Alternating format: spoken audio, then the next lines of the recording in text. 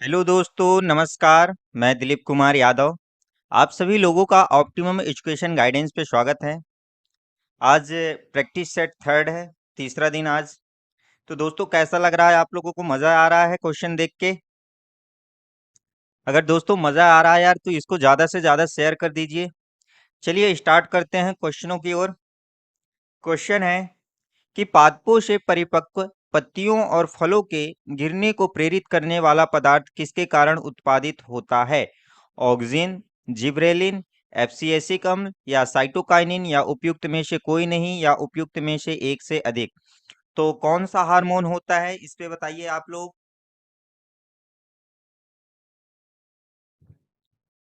तो देखो, जो हार्मोन होते हैं ये क्या करते हैं, यानी कि किसी भी पौधे के वृद्धि या विकास के लिए किसकी आवश्यकता होती है? हार्मोन की आवश्यकता होती है। तो जो हार्मोन्स होते हैं दो प्रकार से होते हैं। कौन कौन से दो हार्मोन्स होते हैं? एक होते हैं ग्रोथ ग्रोथ हार्मोन्स और एक होते हैं ग्रोथ इनहिबिटर्स हार्मोन या इनहिबिटर्स हार्मोन्स होते हैं। यानी कि दो होते हैं, एक वृद्धि प्रवर्तक और दूसरे होते हैं वृद्धि निरोधक। तो जो वृद्धि प्रवर्तक हार्मोन्स होते हैं कौन कौन से होते हैं? तो यह होते हैं ऑक्सिन, जिब्रेलिन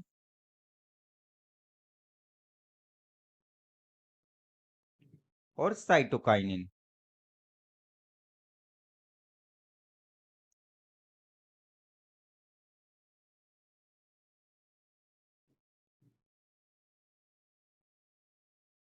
साइटोकाइनिन और जो इनहिबिटर यानी कि वृद्धि नियामक हार्मोन्स होते हैं, वृद्धि निरोधक।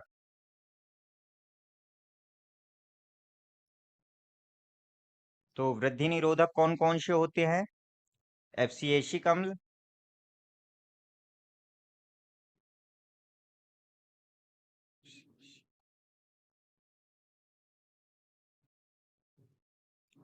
और दूसरा होता है कौन सा? एथिलीन।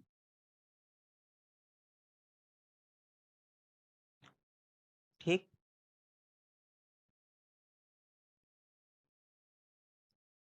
तो अब बात करें, ऑप्शन पे आते हैं। तो जो ये ऑक्सिन है, तो ऑक्सिन कैसा होता है? यह ग्रोथ हार्मोन्स है। यह क्या काम करता है?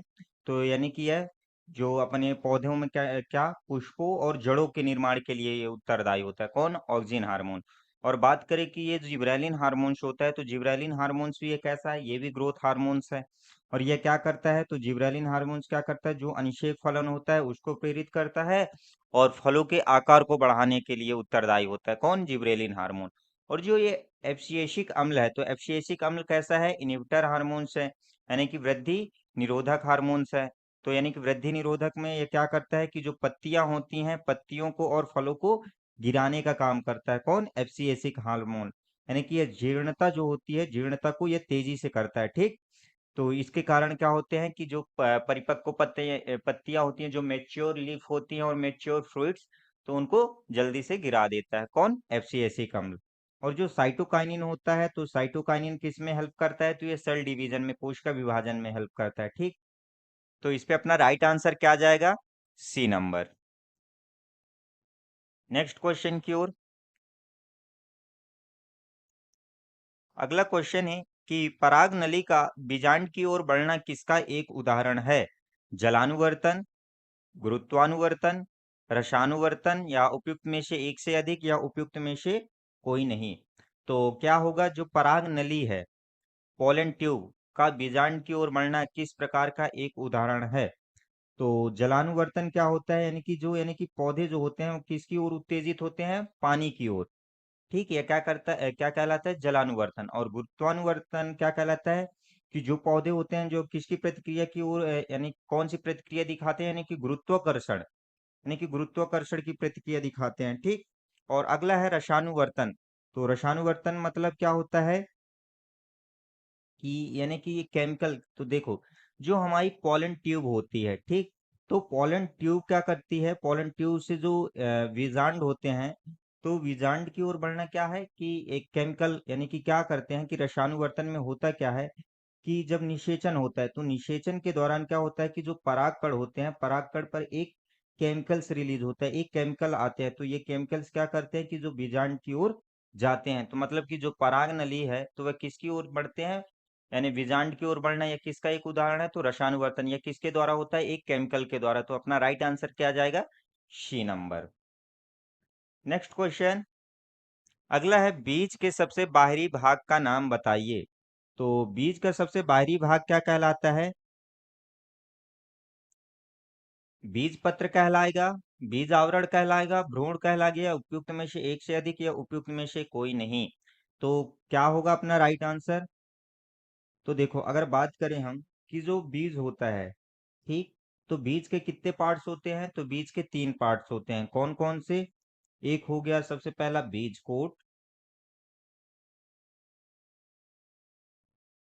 दूसरा हो गया मूलांक, और तीसरा हो गया क्या, बीज पत्र। तो जो बीज होता है, तो बीज का सबसे आउटर लेयर क्या कहलाता है, सबसे आउटर लेयर क्या कहलाता है, सीड कोट। बीज कोट या बीज आवरण इसी को बोलते हैं, ठीक। तो ये बीज आवरण जो होता है ये क्या करता है, तो जो बीज आवरण है यानी कि जो अंदर की जो परतें होती हैं या आंतरिक भाग, तो उनकी रक्षा करता है, ठीक। और जो सीड कोट होता है या बीज आवरण को एक और नाम से जाना जाता है, क्या, टेस्टा नाम से जाना जाता है इसको। तो बीज का सबसे बाहरी भाग क्या है, बीज आवरण। तो अपना राइट आंसर क्या आ जाएगा, बी नंबर। नेक्स्ट क्वेश्चन, अगला है टेस्ट ट्यूब शिशु का क्या अर्थ होता है, गर्भाशय में निषेचन और विकास दोनों, या पात्र में निषेचन और फिर गर्भाशय में प्रत्यारोपण, या पात्र में भ्रूण का विकास, या जीवे निषाचन और विकास से पहले पात्र में शुक्राणु और डिंब का विकास, या उपयुक्त में से कोई नहीं, या उपयुक्त में से एक से अधिक। तो राइट आंसर क्या होगा, टेस्ट ट्यूब बेबी, यानी टेस्ट ट्यूब क्या होता है, तो टेस्ट ट्यूब मतलब ये होता है कि जो फर्टिलाइजेशन होता है, जो निषेचन होता है, वह कहाँ होता है, एक टेस्ट ट्यूब में होता है, ठीक।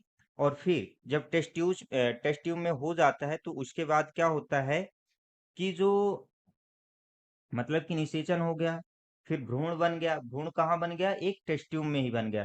फिर उस भ्रूण को क्या करते हैं, यानी कि जो माँ होती है, तो उस यानी कि माँ के यानी कि किसमें, गर्भाशय में डाल दिया जाता है, या सरोगेट माँ जो होती है उनके गर्भाशय में डाल दिया जाता है, ठीक। मतलब कि जो गर्भाशय है, फिर जो यानी कि भ्रूण का विकास होता है वह कहाँ होता है, गर्भाशय में होता है, ठीक। तो अपना राइट आंसर क्या आ जाएगा, बी नंबर की पात्र में निषेचन और फिर गर्भाशय में प्रत्यारोपण। तो अपना राइट आंसर क्या आ जाएगा, बी नंबर। तो ये क्या कहलाता है, in vitro fertilisation, in vitro fertilisation. Fertilisation 2 type से होते हैं, कौन कौन से, इन विवो फर्टिलाइजेशन और इन विट्रो। तो ये किसका उदाहरण कहलाएगा, ये तो इन विट्रो फर्टिलाइजेशन का। और इन विवो फर्टिलाइजेशन क्या होता है, कि जिसमें क्या होता है, जो फर्टिलाइजेशन और विकास दोनों कहाँ होते हैं, यानी कि मादा के भीतर होते हैं, यानी कि शरीर के अंदर होते हैं, ठीक। तो अपना राइट आंसर क्या गया, बी नंबर।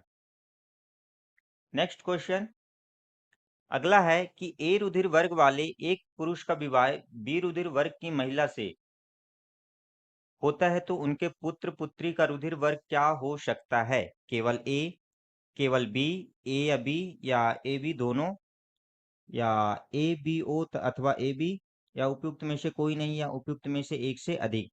तो क्या होगा, देखो, अगर माता और पिता, अपन इस पे माता और पिता,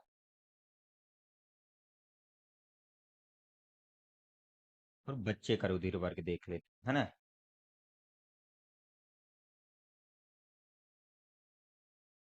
अगर माता और पिता कैसे हैं, ए और ए है, तो जो रुधिर वर्ग होगा वह कैसा होगा, ए होगा और ओ होगा। और अगर यदि बी और बी हैं, तो कैसा होगा, बी और ओ होगा।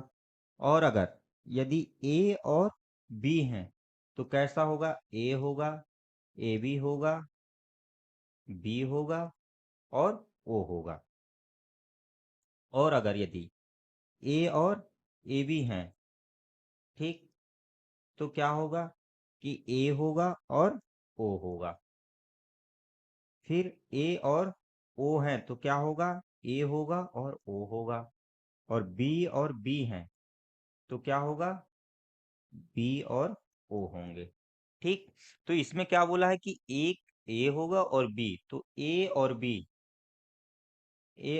तो क्या होंगे, ए होगा, बी होगा, ए बी होगा और ओ होगा। तो अपना राइट आंसर क्या जाएगा, डी नंबर। डी अपना राइट आंसर हो जाएगा। ठीक।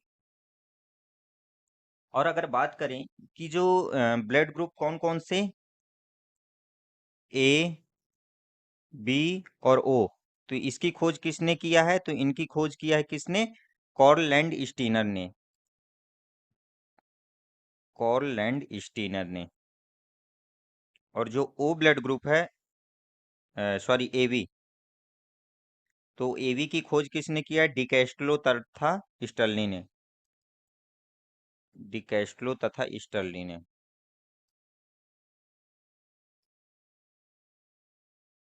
ठीक। और अगर बात करें हम कि रुधिर वर्ग का जनक किसको कहा जाता है, तो रुधिर वर्ग का जनक किसको कहा जाता है, कॉर्ल लैंड स्टीनर को। रुधिर वर्ग का जनक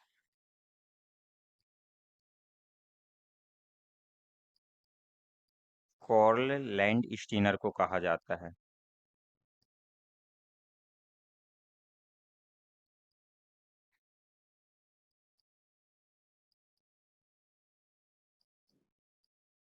ठीक।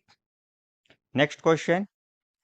अगला है कि डार्विन के फिंच पक्षी कहाँ पाए जाते हैं, गोलापागोस द्वीप समूह में, या ऑस्ट्रेलिया में, या अफ्रीका में, या साइबेरिया में, या उपयुक्त में से कोई नहीं, या उपयुक्त में से एक से अधिक।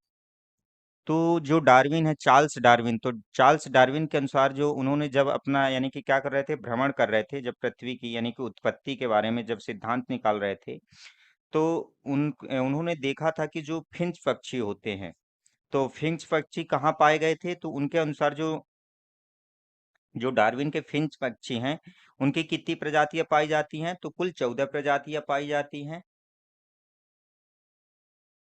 तो जिसमें से जो 13 प्रजातियां हैं, तो 13 प्रजातियां कहाँ पाई जाती हैं, गोलापागोस द्वीप समूह में। ठीक। गोलापा गोश द्वीप समूह में, गोलासा गोप द्वीप समूह में। और जो एक है वह कहाँ पाई जाती है, तो यह कोकस द्वीप में पाई जाती है। ठीक। तो जो अपना राइट आंसर होगा क्या होगा, ए नंबर, गोलापा गोश द्वीप समूह पर पाई जाती है। और चार्ल्स डार्विन ने किसका सिद्धांत दिया था, तो चार्ल्स डार्विन ने विकास सिद्धांत दिया था। डार्विन ने विकास सिद्धांत दिया था।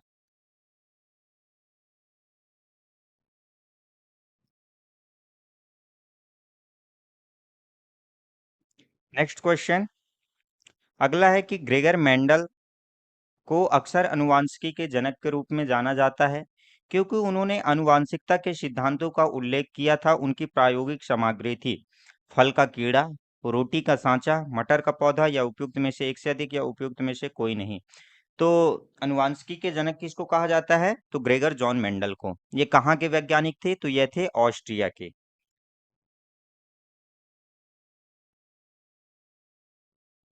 ठीक। तो इन्होंने किस पे अध्ययन किया था, तो इन्होंने मटर के पौधे पे अध्ययन किया था। और मटर के पौधों कितने प्रकार के लक्षणों का अध्ययन किया था, तो 7 प्रकार के। तो अपना राइट आंसर क्या जाएगा, मटर का पौधा। तो सी अपना राइट आंसर हो जाएगा। ठीक। Next question. अगला क्वेश्चन है कि निम्नलिखित में से कौन एक शीर्ष शिकारी है, तो कौन होगा, ईगल, कोबरा सांप, या चूहा, या गौरैया, या उपयुक्त में से कोई नहीं, या उपयुक्त में से एक से अधिक। तो अगर सबसे शीर्ष की बात की जाए, सबसे शीर्ष में जो शिकारी होगा वह कौन कहलाएगा, तो वह कहलाएगा क्या, ईगल। तो अपना राइट आंसर क्या जाएगा, ए नंबर। Next question. अगला है कि निम्नलिखित में से कौन सी गैस ग्रीन हाउस गैस है, hydrogen, methane, carbon dioxide, carbon monoxide, या उपयुक्त में से कोई नहीं, या उपयुक्त में से एक से अधिक। तो कार्बन डाइऑक्साइड यानी कि ग्रीन हाउस गैसें कौन कौन सी होती हैं, तो कार्बन डाइऑक्साइड हो गई, मीथेन हो गई, नाइट्रस ऑक्साइड हो गई, और CFC हो गई, क्लोरोफ्लोरोकार्बन हो गई, और ओजोन भी है, O3। तो ये सभी कैसी हैं? कार्बन डाई यानी कि ग्रीन हाउस गैसें हैं। तो कार्बन डाइऑक्साइड और मीथेन, तो अपना राइट आंसर क्या आ जाएगा? ई नंबर, कि एक उपयुक्त में से एक से अधिक। तो अपना राइट आंसर हो जाएगा ई। नेक्स्ट क्वेश्चन अगला है कि निम्नलिखित में से कौन गैसीय प्रकार का चक्र नहीं है? तो कौन नहीं है? कार्बन चक्र, नाइट्रोजन चक्र, फास्फोरस चक्र, या उपयुक्त में से एक से अधिक, या उपयुक्त में से कोई नहीं। तो जो चक्र है वह कौन सा होगा? देखो, आप लोगों ने कार्बन साइकिल भी पढ़ा होगा। कार्बन चक्र तो यह कैसा होता है? यह एक साइक्लिक होता है, ठीक। और जो नाइट्रोजन चक्र है, तो नाइट्रोजन चक्र भी कैसा होता है? साइक्लिक होता है। लेकिन जो फास्फोरस चक्र है यह कैसा होता है? यानी कि अचक्रीय होता है, यानी कि यह चरणों में डिवाइड होता है, ठीक। यह चरणों के माध्यम से चलता है, ठीक। तो यह एक प्रकार का चक्र यानी कि गैसीय चक्र नहीं होता है। तो अपना राइट आंसर क्या जाएगा? सी नंबर, सी अपना राइट आंसर हो जाएगा।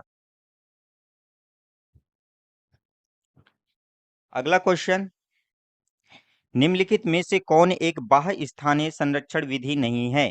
निम्न ताप परिरक्षण, पात्रीय निषेचन, राष्ट्रीय उद्यान, सूक्ष्म प्रवर्धन, या उपयुक्त में से कोई नहीं, या उपयुक्त में से एक से अधिक।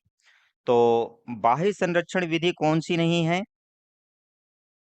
तो देखो, जो बाह्य संरक्षण विधि क्या कहलाती है? मतलब कि बाह्य संरक्षण विधि में यह है कि जैसे कोई संकटग्रस्त प्राणी है, यानी ठीक, यानी कि जैसे कोई संकटग्रस्त जंतु है, तो उसके लिए हम क्या करते हैं? उसके लिए एक प्राकृतिक आवास बनाते हैं, और उस आवास में उसकी पूरी तरह की व्यवस्था कर दी जाती है, और उसे वहां ला करके संरक्षित कर दिया जाता है। तो जैसे अभ्यारण्य हो गए, ठीक, और बायोस्फीयर रिजर्व हो गए, ये सभी क्या कहलाते हैं? यानी कि किसके अंतर्गत? बाह्य स्थानीय संरक्षण के अंतर्गत कहलाते हैं, ठीक। लेकिन एक होता है स्वस्थानीय संरक्षण। स्वस्थानीय संरक्षण में क्या होता है कि जैसे अगर हमें बाघ की रक्षा करना है, तो जिस स्थान में बाघ रह रहा है, हम वहीं उसके लिए क्या कर देंगे कि यानी कि उसको रहने के लिए वहीं पूरे जंगल को ही उसका घर बना देंगे, उसकी सुरक्षा के लिए, यानी पारिस्थितिकी तंत्र को ही हम क्या कर देते हैं? पूरा यानी उसकी संरक्षा के लिए एक उपयोग में ले आते हैं, ठीक। तो जो अपना बाह्य संरक्षण स्थानीय है, तो इस पे कौन है? तो देखो, अगर निम्न ताप परिरक्षण ये क्या होगा कि बाह्य संरक्षण के अंतर्गत आता है। पात्रे निषेचन ये भी। जो राष्ट्रीय उद्यान होता है यह किसके क्या कहलाता है? ऑन साइट संरक्षण कहलाता है, स्वस्थानीय, ऑन साइट संरक्षण। मतलब कि देखो, जैसे हमें बाघ की रक्षा करना है, तो बाघ जहां पे पाया जा रहा है, तो हम वहीं पे उसको क्या कर देंगे?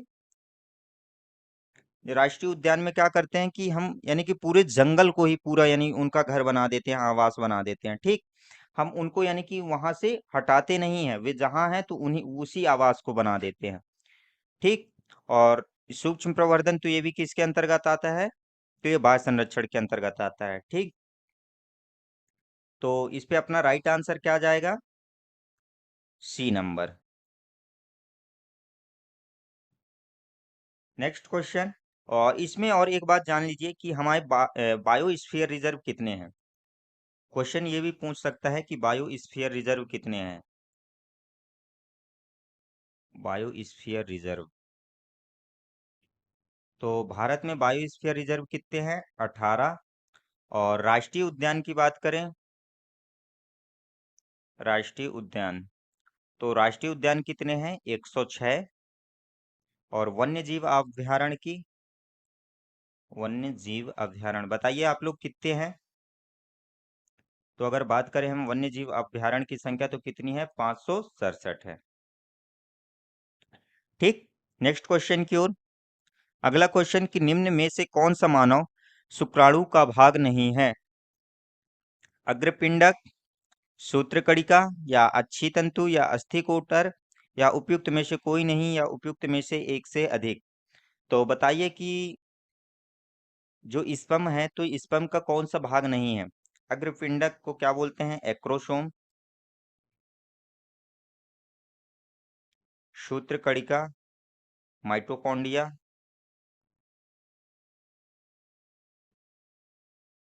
अक्षीय तंतु एक्सियल फिलामेंट,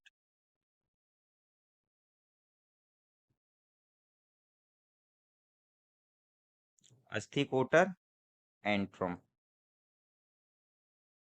तो बताइए कि जो स्पर्म है, स्पर्म का कौन सा भाग नहीं होता है? तो स्पर्म को देखो,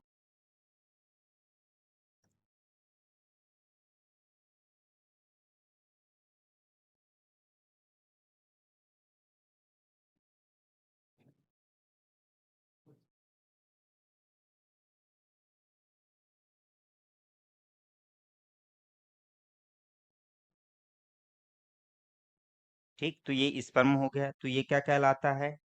हेड। ये क्या कहलाता है? हेड कहलाता है। और ये क्या कहलाती है? ये कहलाती है मिड पीस। और ये क्या कहलाती है? ये कहलाती है टेल। ठीक। तो अगर बात करें कि जो एक्रोसोम होता है, तो एक्रोसोम अग्रभाग पे पाया जाता है। तो स्पर्म में एक्रोसोम की वजह से ही क्या करता है कि जब यानी कि क्या होता है, फर्टिलाइजेशन होता है, तो फर्टिलाइजेशन के बाद जो यानी कि गर्भाशय की दीवार होती है, ठीक, तो वहां की जो दीवार होती है, तो उसको जो फाड़ने का यानी कि अंदर प्रवेश करने के लिए क्या होता है, एक्रोसोम ही जिम्मेदार होता है। एक्रोसोम के द्वारा क्या करता है कि जो ओव्यूल होता है, ओव्यूल को वो करेगा, और उसके द्वारा क्या होगा, यानी कि इनमें फ्यूजन होता है। ठीक।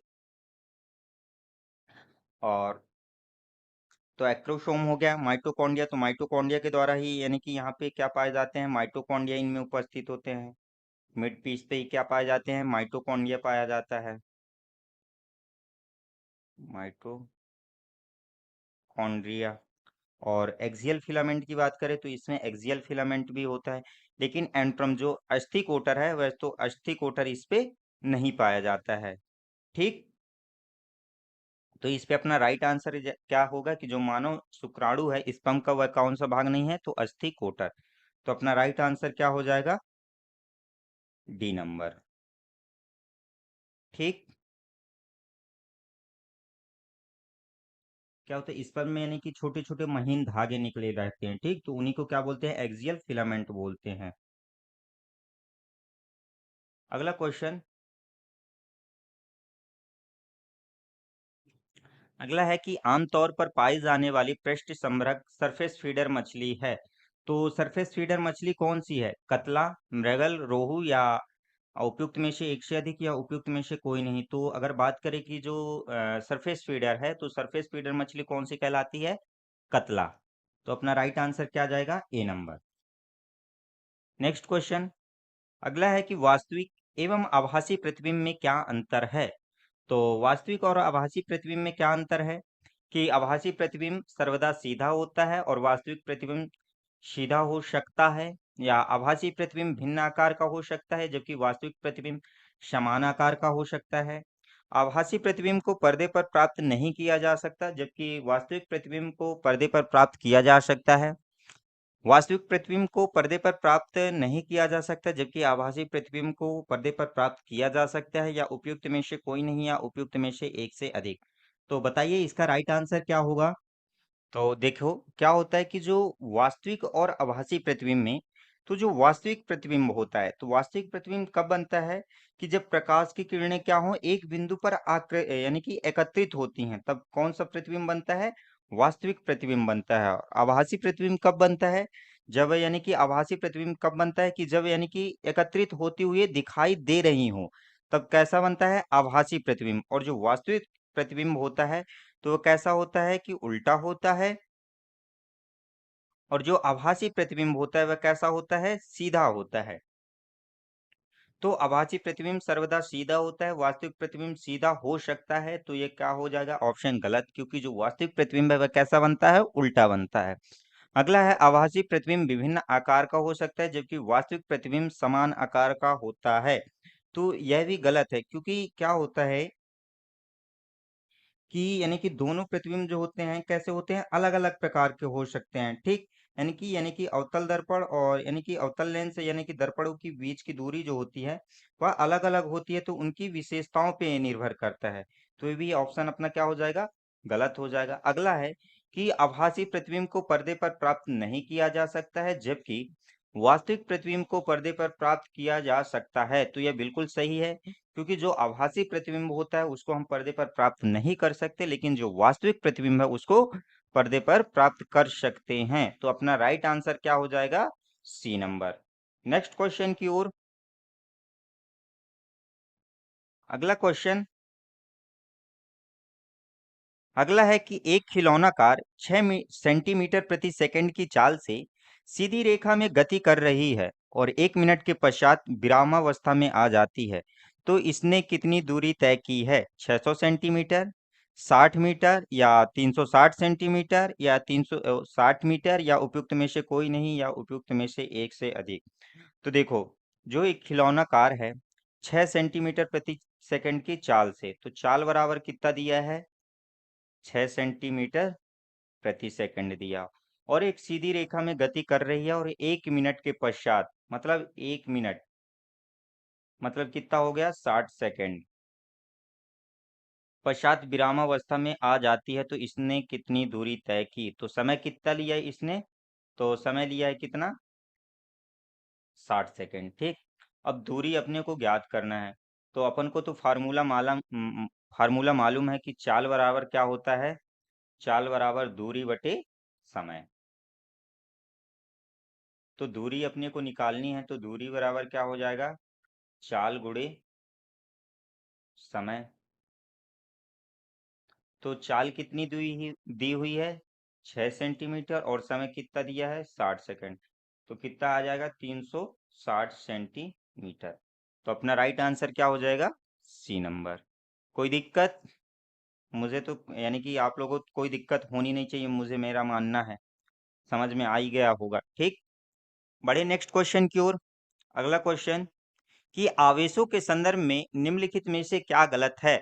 रगड़ने से स्थैतिक आवेश उत्पन्न होते हैं, या एक इलेक्ट्रोस्कोप यह पहचान सकता है कि कोई वस्तु आवेशित है या नहीं, या सजाती सजाती आवेश एक दूसरे को प्रतिकर्षित करते हैं, रेशम के रगड़ने पर कांच की एक छड़ ऋणात्मक आवेशित हो जाती है। अगला है उपयुक्त में से कोई नहीं, या उपयुक्त में से एक से अधिक। तो देखो, अगर यानी कि क्या है, रगड़ने से स्थैतिक आवेश उत्पन्न होता है, तो क्या रगड़ने से स्थैतिक आवेश उत्पन्न होता है? तो बिल्कुल, यानी कि जब आपस में हम कोई वस्तु को रगड़ेंगे, तो उनके बीच क्या होता है कि जो इलेक्ट्रॉन है, तो इलेक्ट्रॉन क्या करते हैं? स्थानांतरित होते हैं। तो इलेक्ट्रॉन ऋणावेशित कण होते हैं, तो उनके आवेश ऋणावेशित कण होने की वजह से क्या करते हैं कि यानी कि वे धनावेशित की ओर जाते हैं। ठीक, जिससे क्या होता है कि जो आवेश यानी कि स्थैतिक आवेश उत्पन्न हो जाता है। अगला है, एक इलेक्ट्रोस्कोप यह पहचान सकता है कि कोई वस्तु आवेशित है या नहीं। तो जो इलेक्ट्रोस्कोप होता है, तो वह बिल्कुल पहचान सकता है कि जो आवेशित है या नहीं। ठीक, अगला है कि सजातीय आवेश एक दूसरे को प्रतिकर्षित करते हैं। तो बिल्कुल, जो सजातीय आवेश होते हैं वह एक दूसरे को क्या करते हैं? प्रतिकर्षित करते हैं। जैसे आप लोग चुंबक में भी देखो, जो नॉर्थ नॉर्थ के पोल होते हैं वह क्या करते हैं? प्रतिकर्षित करते हैं। ऐसे ही अगर ऋणात्मक ऋणात्मक जो होते हैं, तो वह क्या करेंगे? प्रतिकर्षित करते हैं। और अगला है कि रेशम से रगड़ने पर कांच की एक छड़ ऋणात्मक आवेशित हो जाती है। तो ये ऑप्शन मुझे गलत लग रहा है। क्यों? क्योंकि क्या होगा कि देखो, जो अगर हम रेशम को रगड़ेंगे, तो स्वाभाविक सी बात है कि देखो, आवेश तो उत्पन्न होगा, लेकिन क्या होगा कि जो रेशम को यानी कि कांच की छड़ है, तो कांच की छड़ में रेशम की तुलना में क्या होगा कि जो इलेक्ट्रॉन है, तो इलेक्ट्रॉनों के प्रति आकर्षण जो होता है वह अधिक होगा। क्यों? क्योंकि जो कांच की छड़ है, तो कांच की छड़ में क्या होता है कि यानी कि उसमें धनावेशित कण होते हैं अधिक। ठीक, तो वह क्या करेंगी? ऋणात्मक को क्या करेंगे? अत्यधिक आवेशित करेंगे, यानी कि अपनी ओर खींचेंगे।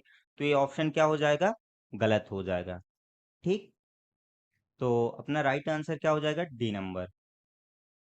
नेक्स्ट क्वेश्चन, अगला है कि दाब के संदर्भ में निम्नलिखित में से कौन सा विकल्प गलत है? समान बल के लिए किसी सतह का जितना छोटा क्षेत्रफल उतना अधिक दाब होता है। द्रव पात्र की दीवारों पर दाब डालते हैं, या वायु हम पर वायुमंडलीय दाब डालती है, या हम वायुमंडलीय दाब का अनुभव नहीं करते क्योंकि यह मात्रा में नगण्य है, या उपयुक्त में से कोई नहीं, या उपयुक्त में से एक से अधिक। तो बात करें कि जो दाब होता है, तो दाब का एसआई मात्रक क्या होता है? ये भी क्वेश्चन याद करिए। तो दाब का एसआई मात्रक क्या होता है? पास्कल। ठीक। तो अगर जो दाब होता है समान बल के लिए किसी सतह का जितना छोटा क्षेत्रफल उतना अधिक दाब होता है, तो ये बिल्कुल सही है। क्योंकि देखो, अगर हम एक कुर्सी पे चार, यानी कि एक कुर्सी पे क्या है कि चार खंबे हैं, तो यानी कि उस पे कम दबाव लगेगा। अगर हम चार लोग किसी एक चार लोग बैठे हुए हैं और हम चार लोगों के ऊपर एक कोई मेज रख दिए, एक क्या कोई यानी कि चद्दर रख दें, तो हम पे कितना यानी कि कम दबाव लगेगा। लेकिन वही क्या कि एक व्यक्ति को खड़ा कर दिया जाए और उसके ऊपर वो रखा जाए चादर, तो यानी कि उसके ऊपर क्या लगेगा? अधिक दबाव लगेगा। ठीक, तो ये क्या हो जाएगा? ये सही हो जाएगा। अगला है, द्रव जो होता है पात्र की दीवारों पर दाब डालते हैं, तो बिल्कुल कि देखो, जो द्रव होता है अगर हम गिलास पे रख रहे हैं, ठीक, तो वह चारों ओर से दबाव डालते हैं। जैसे आप लोग क्या करेंगे, अगर थोड़ी से भी कहीं से अगर गिलास में छेद है या कुछ है, तो वो वहीं से मतलब निकलना स्टार्ट हो जाती। क्यों? क्योंकि अगर उनको दाब डाल रहे हैं, तो अगर थोड़ी सी भी जगह मिल रही है, तो यानी कि वहां से निकल रहे हैं। जैसे आप लोग तालाब में देखे होंगे, इस समय तो बरसात का मौसम ही है, तो आप लोग देखे होंगे कि जब होता है तालाब में जाओगे, तो क्या करेंगे कि इन चारों तरफ से बिल्कुल पानी एक दूसरे की ये ओर क्या करते हैं, यानी कि जो मेड़ होती है बांध में या तालाब में, तो उसके ऊपर दबाव डालते हैं। ठीक। और अगला है, वायु हम पर वायुमंडलीय दाब डालती है, तो बिल्कुल जो वायु है वह तो हम पे क्या करती है? वायुमंडलीय दाब डालती है। अगला है, हम वायुमंडलीय दाब का अनुभव नहीं करते क्योंकि यह मात्रा में नगण्य होती है, तो यह बिल्कुल गलत है। ठीक, तो अपना गलत का भाई नहीं का भाई नहीं, डी ऑप्शन सही हो जाएगा। नेक्स्ट क्वेश्चन अगला है कि निम्नलिखित में से कौन सी घटना में घर्षण बल अवांछनीय है? पेन या पेंसिल द्वारा लिखना, या मिट्टी के एक पात्र कुल्हड़ को पकड़ना, या किसी सड़क पर चलना, या मशीन के गति करते भागों का प्रचालन, या उपयुक्त में से कोई नहीं, या उपयुक्त में से एक से अधिक। तो कौन सा घर्षण बल अवांछनीय है, मतलब कौन सा हानिकारक है? तो देखो, अगर हम पेन या पेंसिल के द्वारा लिख रहे हैं, तो वह क्या अवांछनीय होगा? नहीं। मिट्टी के एक पात्र कुल्हड़ को पकड़ना, तो क्या उसको पकड़ने से हमें कोई नुकसान होती है? नहीं होती।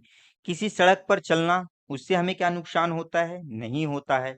लेकिन क्या है कि मशीन के गति करते भागों का प्रचलन, तो अगर देखो मशीन के गति यानी कि भागों में क्या हो रही है? गति हो रही। तो गति होने के यानी कि वो एक दूसरे से क्या कर रहे हैं? रगड़ खा रहे हैं। यानी घर्षण जब लगता है, तो एक दूसरे से क्या करते हैं? रगड़ते हैं। तो जब अगर एक दूसरे में रगड़ होती है, तो रगड़ होने से क्या होगी? ऊष्मा उत्पन्न होगी। ऊष्मा उत्पन्न होगी, या और क्या होगा कि उन दोनों में क्या हो जाएगा कि जब वो रगड़ेंगे एक दूसरे से, तो उनमें घिसाव बन जाएगा। ठीक, जिससे क्या हो जाएगा, और अगर यदि ऊष्मा अधिक बन रही है, तो उससे क्या होगी? खपत अधिक होगी, यानी कि जो वृद्धि है, यानी कि ऊष्मा की वह यानी कि वृद्धि क्या होगी? यानी खपत अधिक होगी। और इससे क्या होगा? मशीन की दक्षता भी कमजोर हो जाती है। ठीक, ऊर्जा की हानि भी होगी। और अगर यदि देखो कि अगर कोई कल पुर्जे हैं या कोई नट है, अगर उनमें दोनों में आपस में रगड़ होगी, तो उनके जीवन काल में भी तो कमी आएगी। क्यों? क्योंकि अगर वो जितना रगड़ खाएंगे, तो वे क्या होंगे? जल्दी खराब हो जाएंगे। ठीक। और स्नेहन की भी क्या होती है कि स्नेहन का भी हमें ज्यादा से ज्यादा उपयोग करना पड़ता है, फिर इसमें है ना, बेरिंग का भी खराबी आ जाती है। तो यानी कि जो अवांछनीय है, तो वह क्या होगा? मशीन के गति करते भागों का प्रचालन। तो अपना राइट आंसर क्या जाएगा? D number. डी अपना राइट आंसर हो जाएगा। ठीक। और अगर बात करें कि बल का एसआई मात्रक, तो बल का एसआई मात्रक क्या होता है? तो बल का एसआई मात्रक होता है न्यूटन। ठीक, एन द्वारा इसको डिनोट किया जाता है। और दो प्रकार के बल होते हैं, कौन कौन से? एक संपर्क बल और दूसरा असंपर्क बल। आगे क्वेश्चनों में संपर्क बल और असंपर्क बल को डिस्कस करते हैं। चलिए, अगला है, निम्नलिखित में से किसे एक संपर्क बल के रूप में वर्गीकृत किया गया है? स्थिर वैद्युत बल, गुरुत्वाकर्षण बल, चुंबकीय बल, पेशी बल, या उपयुक्त में से कोई नहीं, या उपयुक्त में से एक से अधिक। तो देखो, अभी हमने बताया कि संपर्क बल और असंपर्क बल, तो दो प्रकार से बल होते हैं। कौन कौन से? संपर्क बल और असंपर्क बल। तो संपर्क बल मतलब क्या होगा कि जब हम भौतिक संपर्क द्वारा एक वस्तु द्वारा दूसरी वस्तु पर लगाया जाता है, यानी कि हम जब किसी को एक दूसरे के यानी कि संपर्क में आते हैं तो क्या कहलाएगा, संपर्क बल। और असंपर्क बल यानी कि हम एक दूसरे को छू भी नहीं रहे हैं, उसके संपर्क में नहीं जा रहे हैं, फिर भी वह बल कार्य कर रहा है, बल लग रहा है, तो वह क्या कहलाएगा, असंपर्क बल। जैसे आप गुरुत्वाकर्षण बल में देखो, अगर हम किसी पत्थर को ऊपर से छोड़ रहे हैं तो क्या होगा, नीचे की ओर गिर रहा है, यानी कि पत्थर पे और जो पृथ्वी है इस पे दोनों पे कोई संपर्क नहीं है, लेकिन फिर भी क्या है, गुरुत्वाकर्षण बल लग रहा है, वह ऊपर से नीचे की ओर आ रहा है, तो यह कैसा हो जाएगा, गुरुत्वाकर्षण बल, यह असंपर्क बल हो जाएगा। ठीक। और स्थिर वैद्युत बल, स्थिर वैद्युत बल भी कैसा होगा, कि जो स्थिर वैद्युत बल है यह कैसा होगा, कि यह भी असंपर्क बल होगा। क्यों, क्योंकि जो यानी कि क्या होता है कि जो कण होते हैं तो उन कणों के बीच की सतह पर तो कोई बल लग नहीं रहा है ना, तो यह कैसा हो जाएगा, कि यह भी असंपर्क बल हो जाएगा। अगला है चुंबकीय बल। तो क्या चुंबकीय बल पे कोई यानी कि संपर्क होता है, तो चुंबकीय बल पे भी कोई संपर्क नहीं होता है, यानी कि देखो, जब कोई चुंबक का क्षेत्र रख दिए उसके यानी कि उस पे कोई धारा उत्पन्न कर दिए तो जिसके कारण चुंबकीय बल उत्पन्न हो रहा है, तो देखो हम वहां पे यानी कि जो चुंबकीय बल उत्पन्न हो रहा है तो उसके बीच तो कोई संपर्क है ही नहीं ना, तो यह भी कैसा हो जाएगा, असंपर्क बल। अब बचा ऑप्शन कौन, एक पेशी बल या कि उपयुक्त में से कोई नहीं या उपयुक्त में से एक से अधिक। लेकिन जो पेशी बल होता है, तो यानी कि पेशी बल में क्या करते हैं, तो इसमें तो संपर्क लगता है ना पेशी बल पे। जैसे हम अगर क्या करें कि कोई कार्य कर रहे हैं, कोई बेटिंग यानी कि जिम में कार्य कर रहे हैं, तो जब हम जिम को कार्य कर रहे हैं मतलब कि हम कोई डंबल उठा रहे हैं या कुछ कार्य यानी कि कोई ट्रैक को धक्का दे रहे हैं, तो मतलब दोनों के एक दूसरे में क्या हुए, संपर्क हुए, तब तो पेशियों के द्वारा धक्का दे रहे हैं, पेशियों में बल लग रहा है, तो ये कैसा हो जाएगा, संपर्क बल। संपर्क बल। तो अपना राइट आंसर क्या आ जाएगा, कि संपर्क बल के रूप में किसी पर वर्गीकृत किया गया है, तो राइट आंसर क्या हो जाएगा, डी नंबर। अब अगर बात करें कि संपर्क बल में और कौन कौन से आ जाते हैं, तो संपर्क बल, तो संपर्क बल के अंतर्गत कौन कौन से आते हैं, जैसे घर्षण बल हो गया, और तनाव बल हो गया,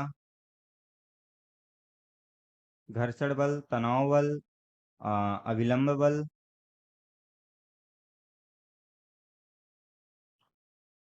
पेशी बल,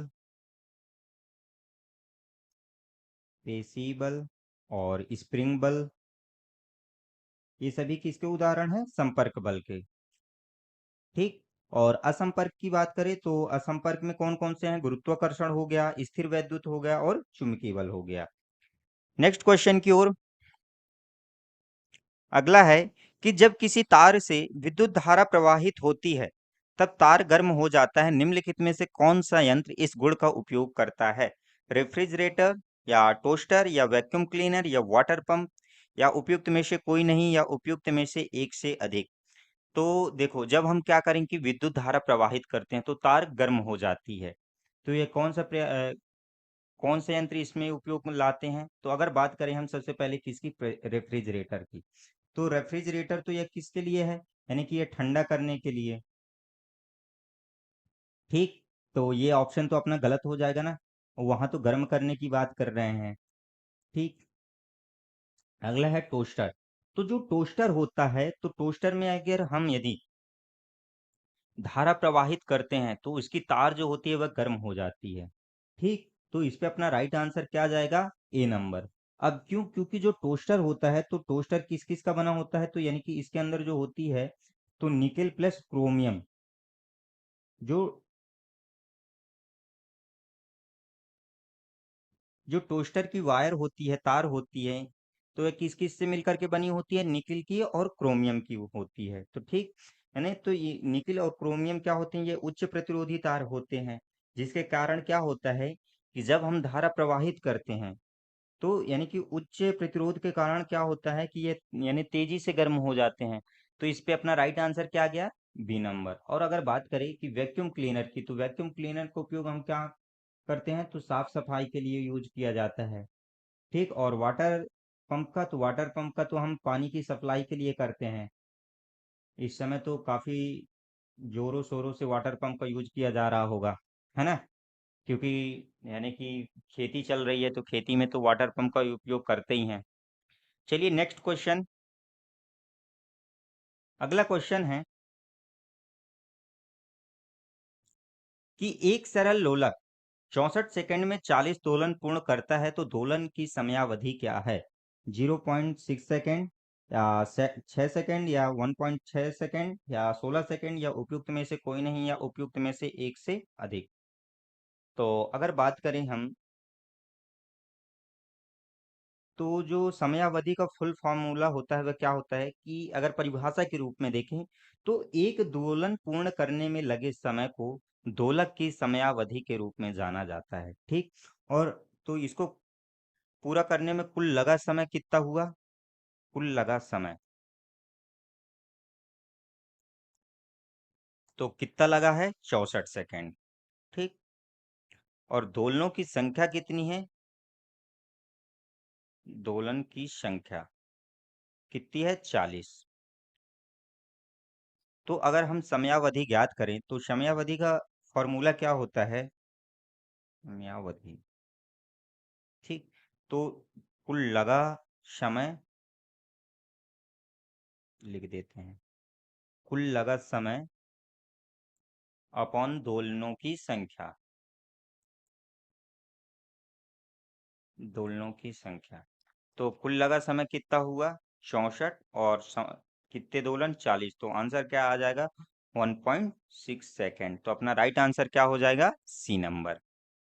नेक्स्ट क्वेश्चन, अगले क्वेश्चन की ओर आगे बढ़े।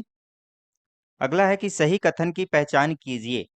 आवृत्ति को डेसिबल डीबी में दर्शाया जाता है। एक हर्ट्ज को एक दोलन प्रति सेकंड के बराबर होता है। आयाम को हर्ट्ज प्रति सेकंड में दर्शाया जाता है। एक डेसिबल 100 कंपन प्रति सेकंड के बराबर होता है। उपयुक्त में से कोई नहीं या उपयुक्त में से एक से अधिक। तो देखो, अगर हम बात करें कि जो आवृत्ति है तो आवृत्ति कहलाती क्या है? तो कंपन की संख्या जिस पर ध्वनि तरंगे प्रति सेकंड यात्रा करती हैं, तो ध्वनि तरंग की क्या कहलाती हैं? आवृत्ति कहलाती हैं। और आवृत्ति को दर्शाया किससे जाता है? तो आवृत्ति को हम डिनोट करते हैं किससे? एफ या भी से, ठीक। और इसका एसआई मात्रक क्या होता है? तो एसआई मात्रक होता है इसका क्या? हर्ट्ज, ठीक।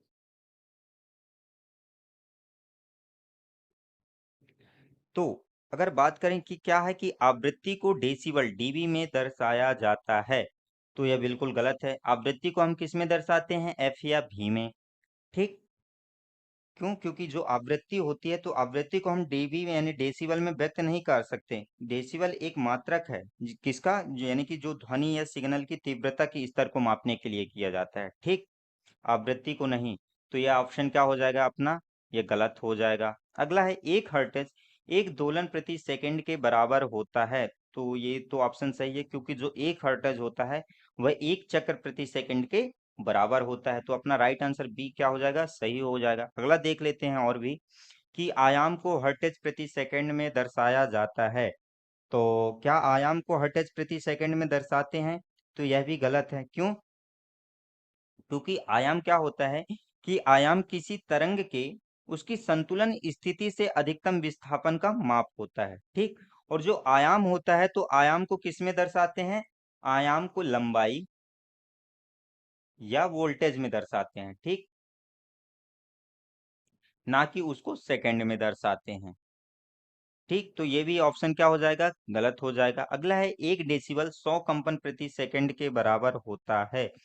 तो क्या जो एक डेसिबल होता है वह 100 कंपन प्रति सेकंड के बराबर होता है? तो यह भी क्या हो जाएगा?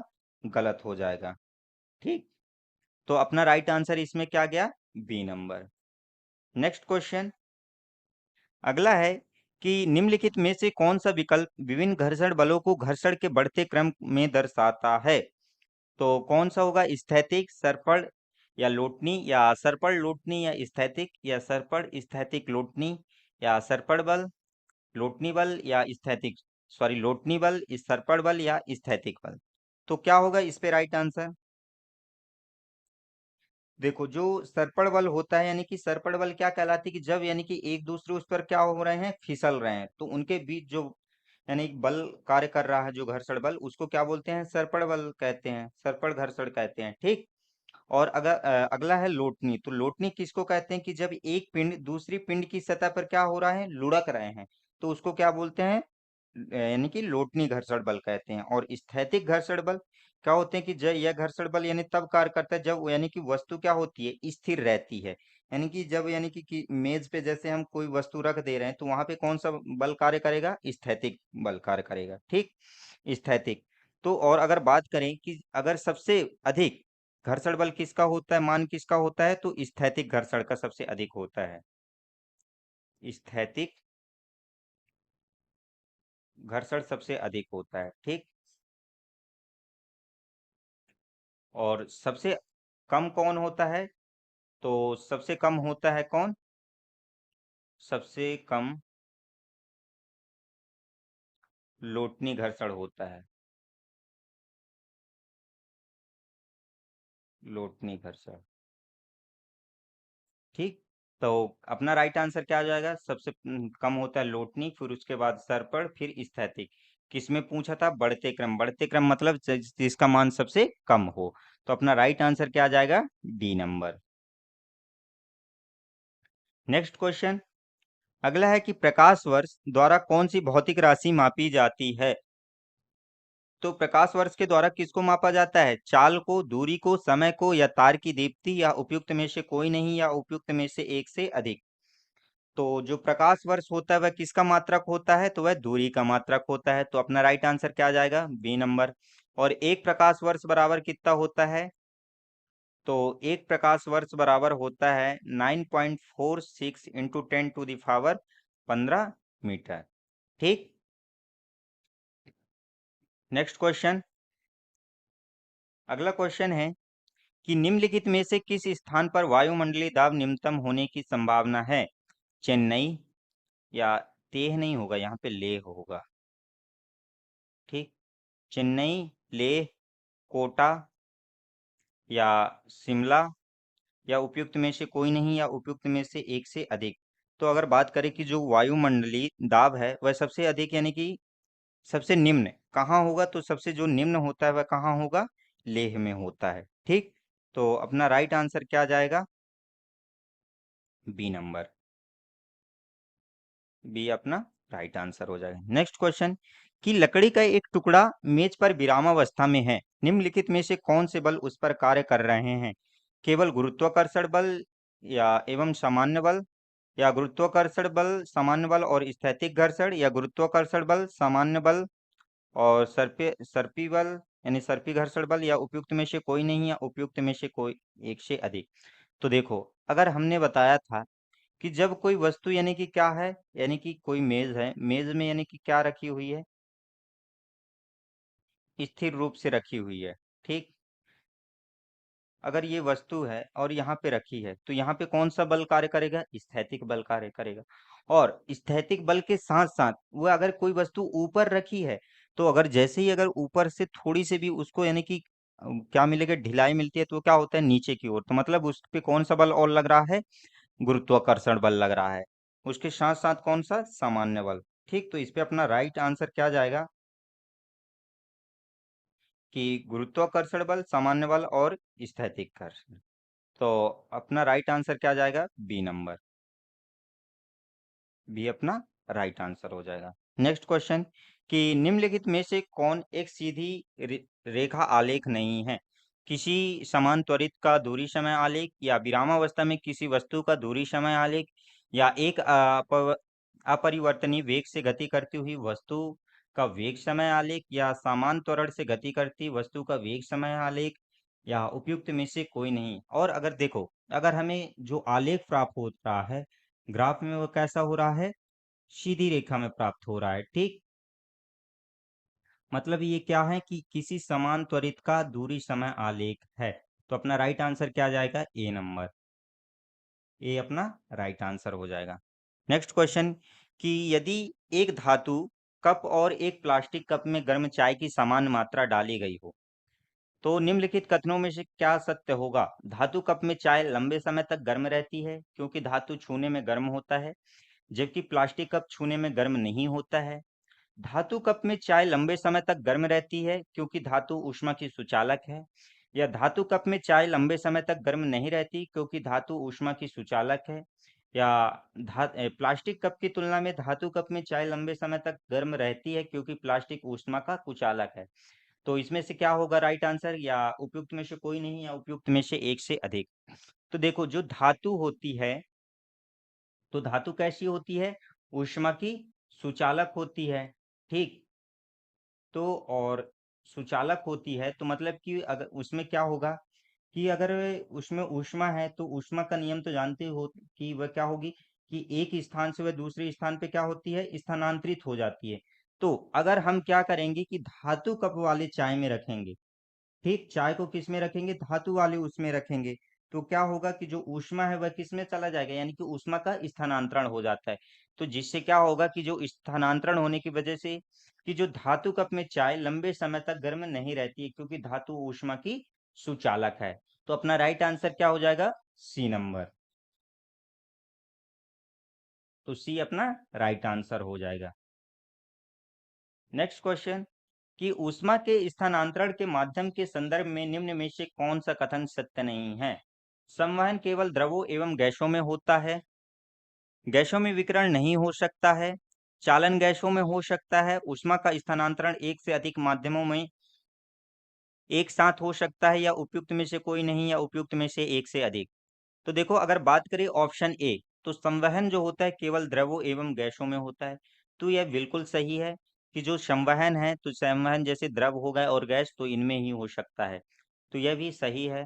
गैसों में विकिरण नहीं हो सकता है, तो गैसों में बिल्कुल यह विकिरण नहीं होता है, ठीक। तो ये भी ऑप्शन सही हो गया। चालन गैसों में हो सकता है, तो जो चालन है, तो चालन क्या गैसों में होगा? नहीं।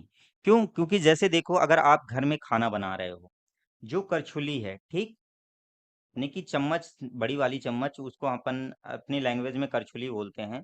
आपके इधर क्या बोलते हैं मेरे को नहीं मालूम। तो देखो, जो चम्मच है, ठीक, तो चम्मच को जैसे अगर हम खाने वाले उसी में रख दिए, तो क्या होगा कि थोड़ी देर बाद देखोगे कि यानी कि जो जहाँ पे हम पकड़े हैं, वहां पे थोड़ी देर बाद क्या हो जाएगा? गर्म हो जाएगी। मतलब कि उसमें जो चालन है, चालन की वजह से ऊष्मा का क्या हो गया? यानी कि चालन हो गया, ठीक। तो जो चालन होती है वह केवल कहाँ होती है? तो चालन जो होती है केवल ठोस पदार्थों में हो सकती है, गैसों में नहीं, ठीक। तो जो ऊष्मा है, तो ऊष्मा का स्थानांतरण किस में होता है? केवल ठोसों में होता है, गैस में नहीं, ठीक। तो जो चालन होता है, तो ये ऑप्शन क्या हो जाएगा? गलत। और नहीं का भाई नहीं, अपना राइट आंसर क्या हो जाएगा? सी हो जाएगा। क्या है? ऊष्मा का स्थानांतरण एक से अधिक माध्यमों में एक साथ हो सकता है, तो बिल्कुल हो सकता है, ये अपना राइट आंसर है, ठीक। तो अपना राइट आंसर क्या गया? सी नंबर। नेक्स्ट क्वेश्चन, आप लोग आज घर पे एक्सपेरिमेंट करके देखना कि सर सही बता रहे हैं या नहीं, ठीक। नेक्स्ट क्वेश्चन की ओर आगे बढ़ते हैं। अगला है, किसी पानी के जहाज के आकार को धारा रेखी बनाने का उद्देश्य है तरल कर्षण को कम करना, या उत्प्लावन में वृद्धि करना, या विस्थापित जल की मात्रा में वृद्धि करना, या जहाज का घनत्व कम करना, या उपयुक्त में से कोई नहीं, या उपयुक्त में से एक से अधिक। तो क्या है कि पानी के जहाज के आकार को धारा रेखी बनाने के लिए, तो उद्देश्य उसका क्या होता है कि जो तरल कर्षण है, तो तरल कर्षण को कम करने के लिए किया जाता है। तो अपना राइट आंसर क्या जाएगा? ए नंबर, ठीक। नेक्स्ट क्वेश्चन, अपनी सुरक्षा सुनिश्चित करने के लिए तड़ित झंझा बादलों का गर्जन के दौरान कौन सा मानव क्रियाकलाप नहीं करना चाहिए? तार वाले फोन से बातचीत करना, या जमीन पर नीचे बैठना, या मोबाइल का उपयोग करना, या छोटे बड़ों के नीचे सॉरी छोटे पेड़ों के नीचे शरण लेना। तो हमें क्या नहीं करना चाहिए? तो देखो, तड़ित झंझा मतलब जब बिजली चमकती है, तो जब बिजली चमकेगी तो हमें क्या करना चाहिए कि नीचे बैठ जाना चाहिए, मोबाइल का उपयोग करना चाहिए, मोस्टली नहीं करना चाहिए। छोटे पेड़ों के नीचे शरण लेना चाहिए, तो बिल्कुल छोटे पेड़ के नीचे बैठ जाना चाहिए, लेकिन जो बड़े वाले पेड़ हैं, तो उनके नीचे नहीं बैठना चाहिए। और इस पे अगर बात करें कि तार वाले फ़ोन से बातचीत करना, तो ये बिल्कुल कतई नहीं करना चाहिए, ठीक। क्यों? क्योंकि क्या होता है कि देखो, जब यानी कि बिजली गरजती है, ठीक, तो तड़ी झंझा के दौरान क्या होता है कि जब बिजली कड़कती है, तो जो धाराएं होती हैं, वायु धाराएं होती हैं, वह कहाँ चलती हैं? ऊपर की ओर चलती हैं, जिससे जल की बूंदें क्या होती हैं? नीचे गिरती हैं। मतलब कि इनमें क्या हो जाता है? आवेशों का पृथक्करण होता है। तो ऊपरी भाग पर कौन सा आवेश? धनात्मक आवेशों का संचय रहता है, और नीचे निचले स्तर पे क्या, निचले सिरे पे ऋणात्मक आवेश रहता है, ठीक। तो यानी कि इससे क्या होता है कि धारा का प्रवाह होते रहता है। और अगर आप तार वाले फोन से बातचीत करेंगे तो क्या होगा कि इससे भी यानी कि जो यानी कि धारा है, तो इससे क्या होगी? प्रवाहित होगी। तो इससे आप लोगों की यानी कि झटके लगने का ये वो हो सकता है, या आपको क्या हो सकता है कि करंट लग सकती है, ठीक। तो इसलिए अपनों को क्या नहीं करना चाहिए कि अगर जब बिजली झटके या बिजली कड़के, तो उस समय हमें तार वाले फोनों से बातचीत नहीं करना चाहिए। तो अपना राइट आंसर क्या हो जाएगा? ए नंबर। Next question. अगला क्वेश्चन है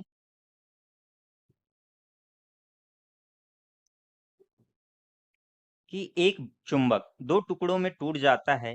यदि इन दोनों टुकड़ों को एक दूसरे के करीब लाया जाए तो वे एक दूसरे को आकर्षित करेंगे, एक दूसरे को प्रतिकर्षित करेंगे। आकर्षित करेंगे या प्रतिकर्षित करेंगे? ना तो आकर्षित करेंगे, ना ही प्रतिकर्षित करेंगे। उपयुक्त में से कोई नहीं, या उपयुक्त में से एक से अधिक। तो देखो, एक चुंबक है, चुंबक में दो पोल होते हैं। कौन कौन से? एक होता है नॉर्थ पोल, एक होता है साउथ पोल। अगर ये दोनों टुकड़े टूट गए, तो जैसे ही वो टूटते हैं तो वह फिर से किस में बढ़ जाते हैं? नॉर्थ में और साउथ में, ठीक।